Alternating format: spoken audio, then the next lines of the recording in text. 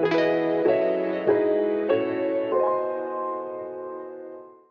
and welcome to Career Quest. My name is Dalton. I'm a career navigator here at Goodwill. I'm joined here today with Mr. Peter Thorwarth. He's going to be talking with us a little bit about his career and sales.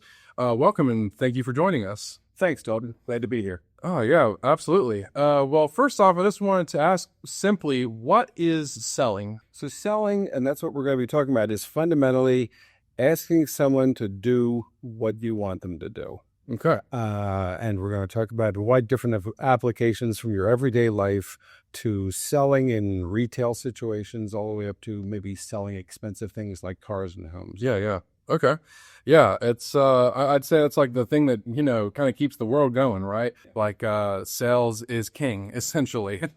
Well, that would lead me to my next question. Why is it important to know how to sell, even if I'm not a salesman, or if anybody watching is not a salesman or intending to be one?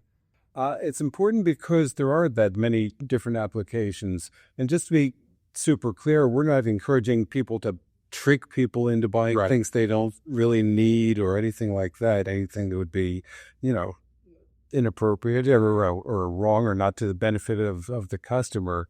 But there's many different situations where some form of selling is what's taking place. For school kids, I mean, it's conceivable that you might go to a teacher and say, can I ask you to change the grade that I got on this assignment? And then in a way, you're kind of selling them on why you think that they should do so. And then even in retail situations, even working in a hardware store, in a way, you can benefit yourself, the customer, and the business by knowing how to sell and ask questions, which is what we're going to be talking about is the main tool for selling. Okay. And then, as far as there's some employments, some jobs, some careers even, where people can make very good money by being especially good at selling. Yeah. Yeah, I mean, I know quite a lot of people in my life who are both dedicated salesmen and like people who work jobs that, have that layer of interpersonal exchanges where you really need to be, on top of your game with sales. It's a really good point. That leads me to my next question, actually. What kinds of jobs are there that actually expect me or anybody watching to know how to sell? Usually they are jobs where the employee, the person that goes into that position, might be paid on a commission basis. Yeah. So they might have a base salary plus a percentage of what they sell, or they might be paid solely, nothing else except the commission on what they sell. Okay. What kind of jobs might those be? If a person is selling advertising, if a person is selling jewelry, if a person is selling cars, if a person is selling insurance, those kind of things tend to fit into what you're describing, which is your really primary skill level is all about how good you are at selling. If what you're selling is super expensive, maybe your commission is just 2%, but even that's large pay. Yeah. And then there's other things where the commission might be as high as 15% or even more. Yeah.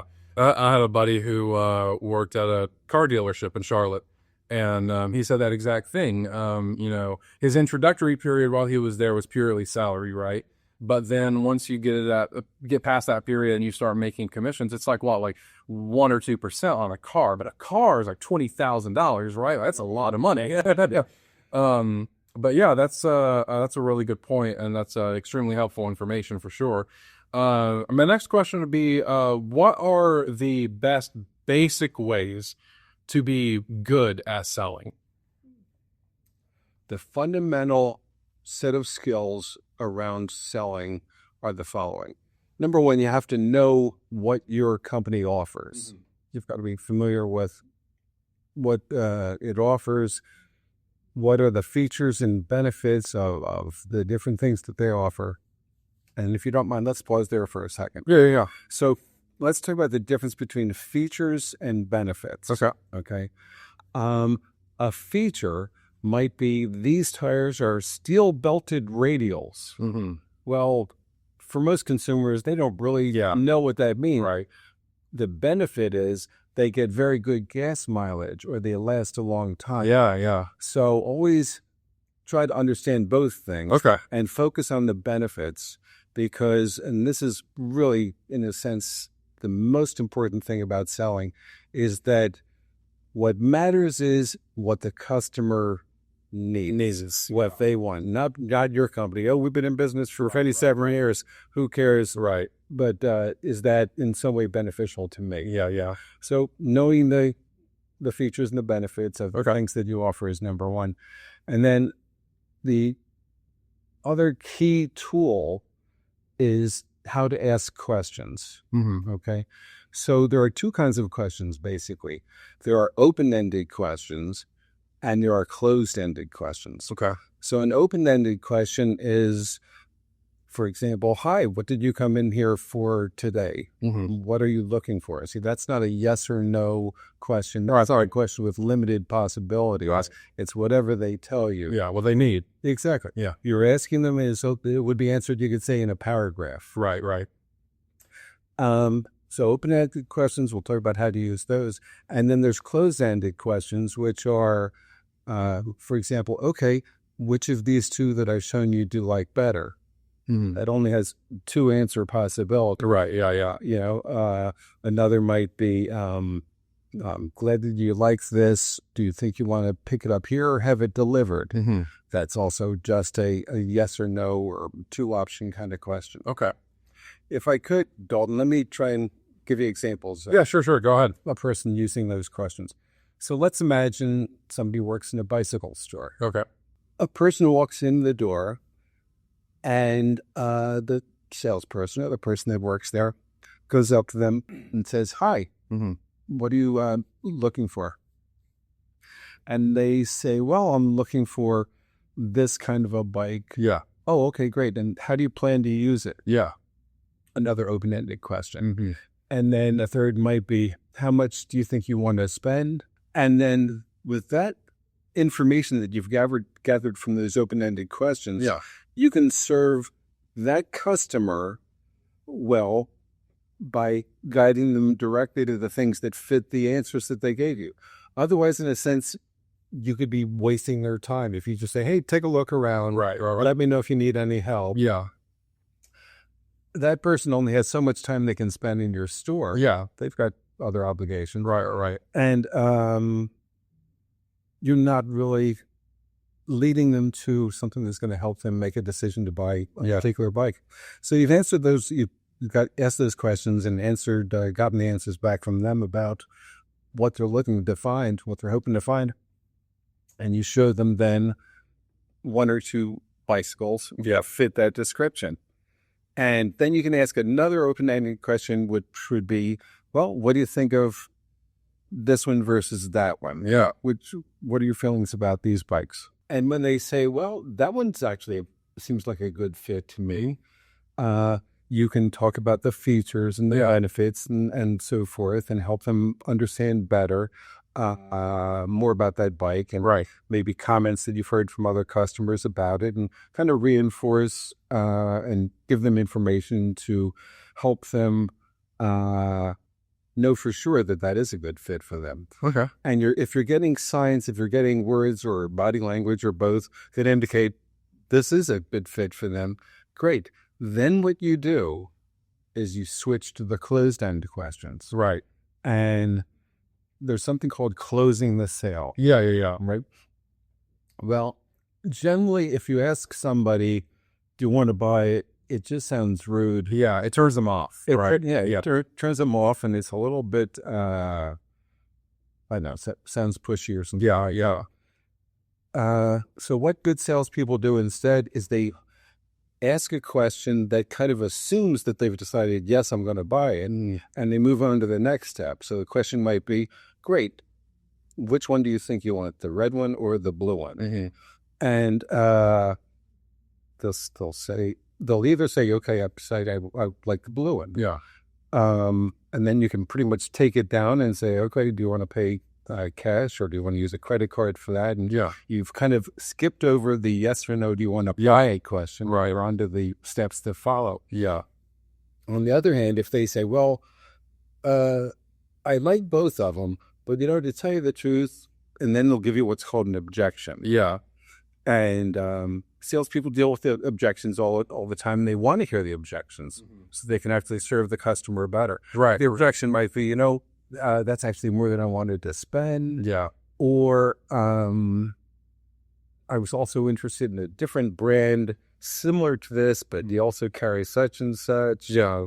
Or they might say, do you have any used bikes? I'm aware I had two that are kind of similar to these. It's like a process of elimination, right? Like of what they don't want and what you think they might want until you get to the one. Yeah. Exactly. You keep helping them. You're trying to help them find the thing that actually will make them happy. Okay. That actually fits what their ideal purchase would be. Okay. And so you say, that's no problem. Let me show you these other ones over here. You follow up on whatever objection they give to you. If it is too much, you can say, well, we have a payment plan or something like that, or we're going to have a special for Black Friday. Yeah. This same bike will be marked down then. Right. Do you want me to maybe hold it for you and you can come back and get it then? So you just follow up on whatever it is they tell you as their objection and say, great. So now that we've worked that out, and then you ask another after the yes or no, do you want to buy it question? What do you think? Do you want to take it with you today or come back on Friday? There you go. It's a deposit today, something like that. And that's how you get it done. So open-ended questions to ask them to tell you what it is they're hoping to find, and then close-ended questions after that to help them really make a decision. Yeah. Yeah. So it sounds like it requires a great deal of kind of charisma, You want to have that aura of someone who's, approachable and who is willing to listen, We've had quite a few people on the show in the past who have worked in hospitality, right? And that word right there, hospitable, right? Like you want people to feel like they are, welcome and being listened to and all that. It feels like, hitting basically on firing on all cylinders for charisma, essentially. Well, anyway, I'm glad you brought that up. Yeah. Because listening, as you said, it's really a big key to it. If you ask the question and then you don't listen to the answers, you're not going to accomplish anything. Yeah. It's a delicate balance, right, is what it sounds like. Well, that leads me to my next question as well. What are the tools that a salesman needs? Charisma sounds like one of them, right? But what are the rest of the tools? Well, I don't object to the word charisma, but there might be another way of putting it, and that's just being friendly, being welcoming. And part of that is, like in many situations, is just good eye contact. Right. Just being polite, offering them, would you like a bottle of water while we look at the bikes, or something like that. Something that makes them feel comfortable, like you're happy to spend as much time as it takes to help them find a bike. The other tool is actually just a business card. Always have business cards with you. You know what I mean? You can get business cards at Vistaprint or at Staples for $20. You can get 500 per whole box, right? And they're easy to design online, and just keep them with you. And if you're, in any situation, things are going to come up where you'll be able to say, hey, if you don't mind, let me give you my card. It sounds like someday you might be interested in, to continue the example, in a bicycle. And I know people that, we have bikes that could be a good fit for you. Yeah. I've actually talked to a couple of people about this before. The business card, is not just a way for you to, hand someone your contact information and your personal info, right? It's also kind of a sign to whoever you're handing it to, like, this person really cares. They care enough to, give me this and let them know that they are interested in continuing to pursue this transaction, essentially. It's extremely important, right? And it looks it shows a sign of Professionalism. If Yeah. you say, hey, if you're interested, just come by the store, or if you're interested, look us up at the website.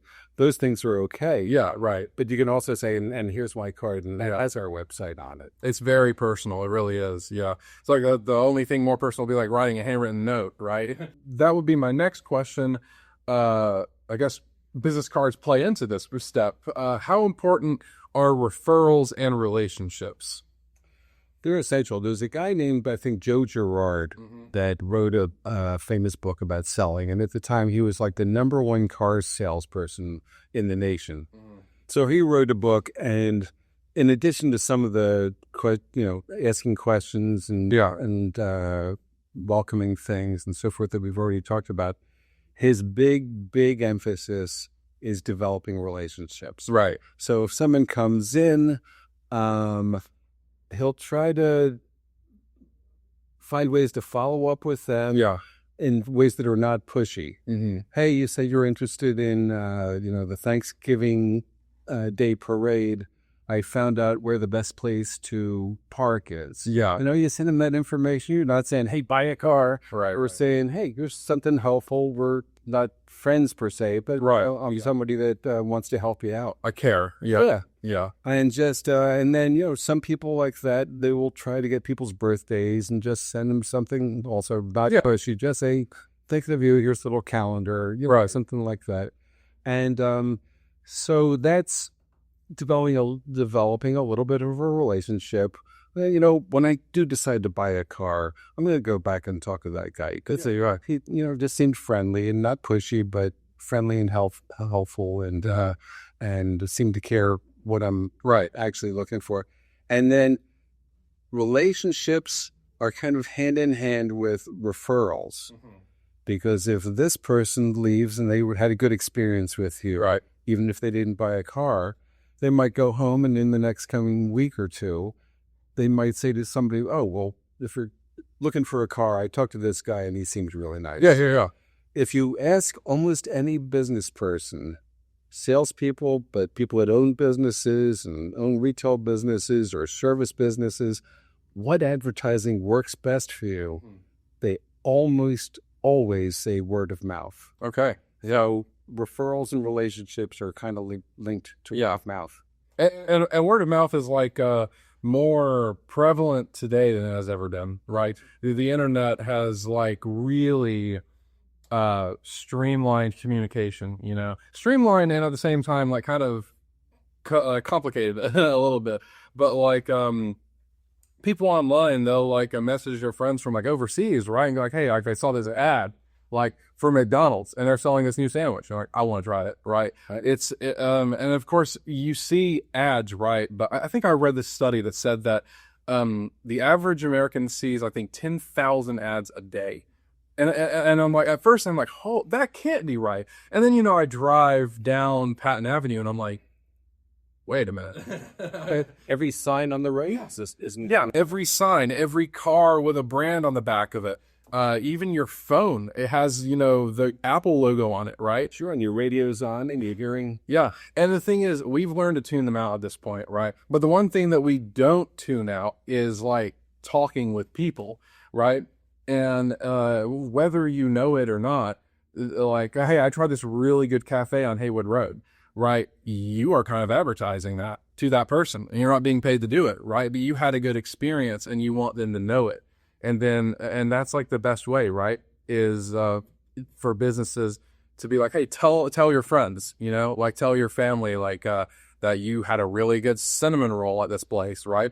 I mean, you make a very good point. These days, you could say, hey, I found out about this special or cinnamon roll or whatever it might be, and you could group text it to, 10 or 100 people, in one step.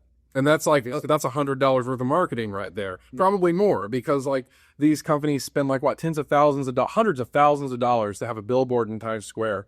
And it's for something exists. It's like Coke. Like, yeah, I know Coke exists. I drink it. Like, I don't need to be pandered to, right? But then, like, it's such an interesting time for marketing, right? Like, I'd love to have a Career Quest video that's just about marketing, right? Because, like, sales is half marketing, right? If not more. But it's Well, I agree with you. And yeah, let me share with you some things yeah, for it. that intersect between marketing and selling.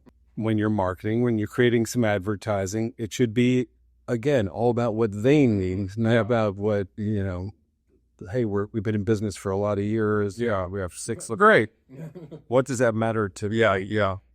And also, it's all about just trying to make a good impression, Yeah. so that they can follow up. But yeah, and talk about features and benefits. Also, is the same thing. You mentioned the features, but the benefits is really what's going to get them interested.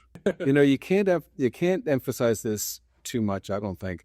Which is, these days, everybody's very busy. Yeah, right. Yeah. And the way that one of the main benefits you can try and offer them is by saving them time. And in some case, that means helping them make a decision, helping them find the thing that you sell that actually is a good fit.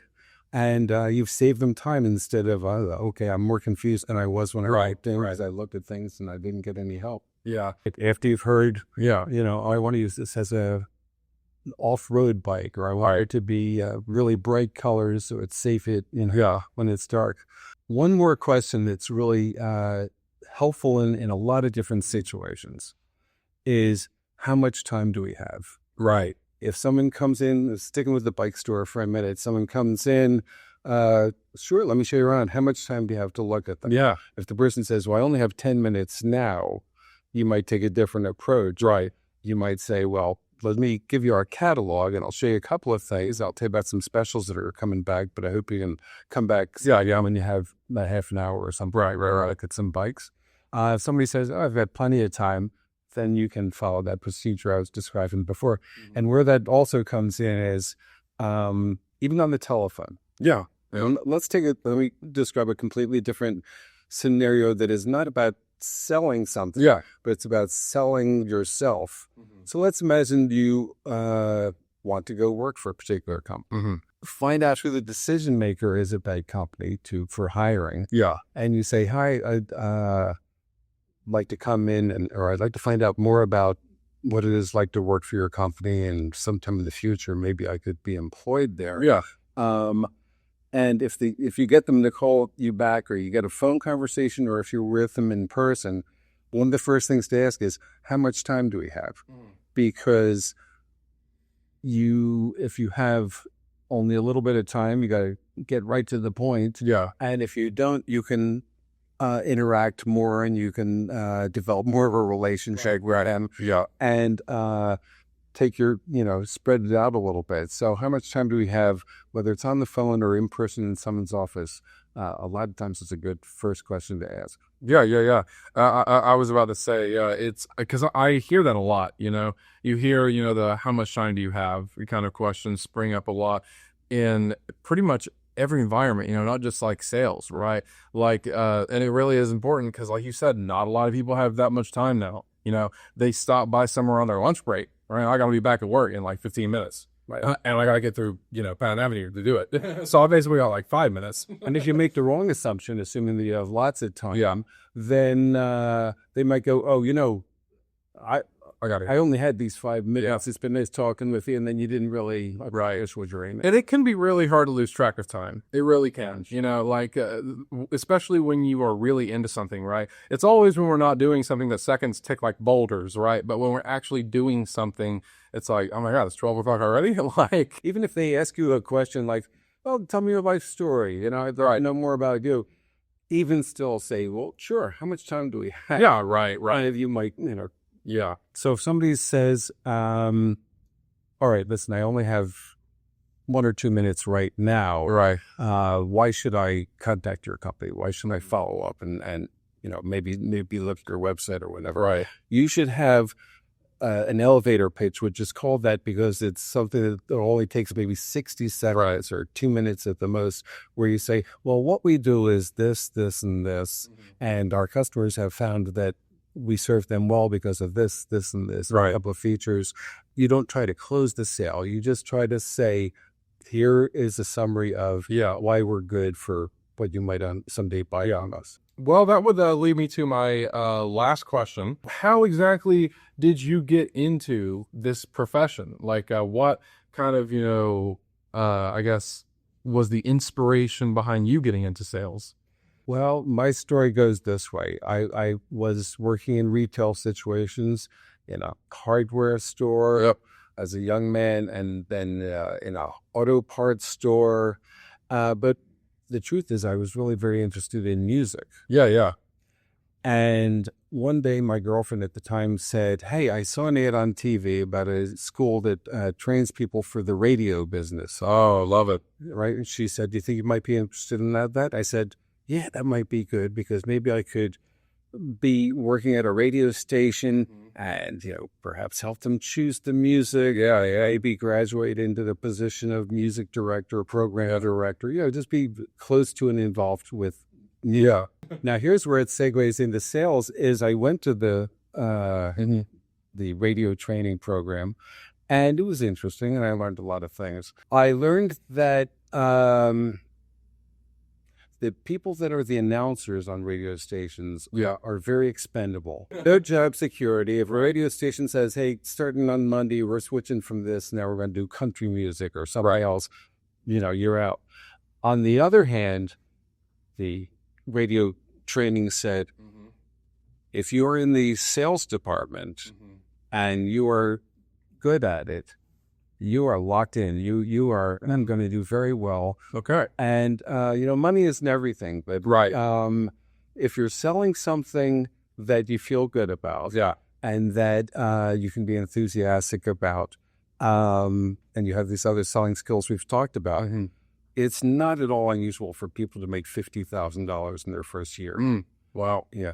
That's really good for their first year. Yeah. And it only goes up from there because, you learn more and, you become better at it. And more people know you, more people can vouch for you, Exactly. Everything ties together, connections. Repeat customers. Yeah. I mean, in the radio business, if I've sold them to use our radio station for this campaign, then 6 months from now, they might call up and they say, "Okay, let's do the same thing we did last time, but run it for 3 weeks this time."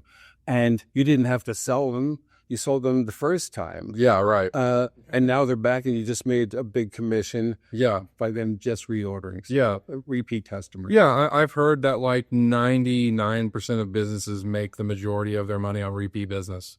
Let's talk about both the positive and the negative effects related to what we're talking about, word of mouth and referrals and so forth. The University of Rochester did a study, and the results said that if a person has a good experience in a store or with a salesperson or service company, whatever it might be, if they have a good experience, they'll tell 4 people.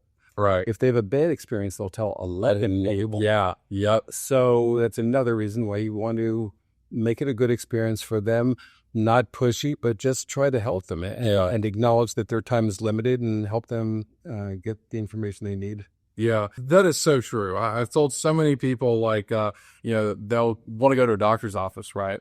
And they'll look at the reviews on Google. It'll be like 2.5 stars out of 5, right? And I'm like, okay, well, look at any doctor's office in the area.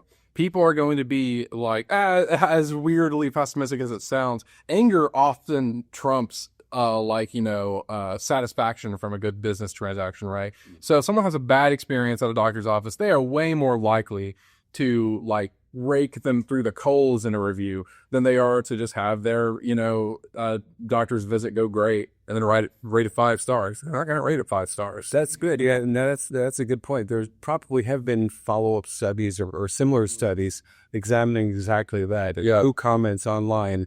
Usually it's the people that are unhappy. Yeah, it's pretty unfortunate. I like to live in a world where that's not the case, right? But but when people notice how when people tell you a really good thing about a place, then people are much more likely to take their word for it, right? Like if a new restaurant were to open downtown, right? And someone goes out of your way to be like, "Hey, this place was phenomenal. You've got to try it." Then you are way more likely to take them at their word because, they don't make any money by recommending it. Right? Exactly. That's why word of mouth is so incredibly important.